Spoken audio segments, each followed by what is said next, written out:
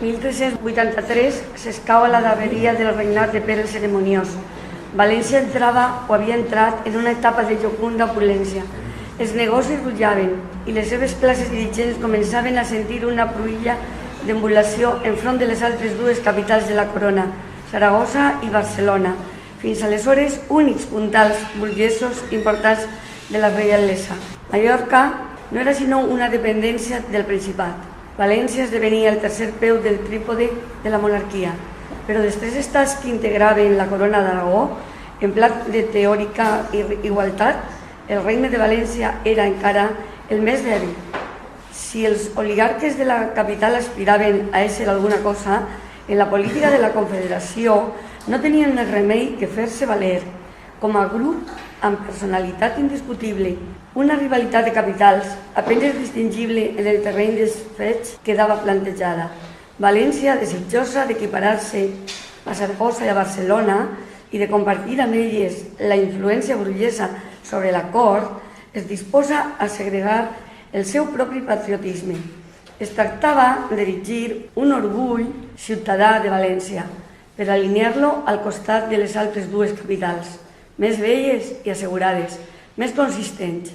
L'handicap d'una incorporació tardana a la corona havia de compensar-se en una exacerbació localista. València ha de crear-se en pocs anys un estat d'esperit, que Saragossa i Barcelona tenien sedimentat amb un avantatge de segles. La rivalitat era una rivalitat municipal. València, capital sense país, asiàtica, amb un interland musulmà i feudal, centrarà en ella mateixa totes les possibilitats d'aquell procés. Barcelona compta amb un poble català i Saragossa amb un poble aragonès, però ella sola serà el poble valencià de moment, si més no. I pel fet d'ésser vengut, eixit per la majoria partida de Catalunya, aquest poble valencià es veu obligat a marcar el seu fet diferencial enfront del poble català. No calia insistir respecte a la independència dels valencians en relació amb els aragonesos. Era una obvietat. No ho era gens, en canvi, de cara als catalans. Valencians i catalans eren tots uns, catalans. La repoblació del país i la creixença de la capital en el segle XIV i en el XV segueixen fent-se amb gent que baixava del Principat, i això acentuava més la identitat tècnica. Per consegüent, la diferenciació havia de ser també més pronunciada en el pla del patriotisme. Calia fomentar-lo a totes passades, a fi de poder parlar d'un poble valencià i en nom d'un poble valencià. Els mateixos immigrants del Principat s'hi acomodarien de seguida.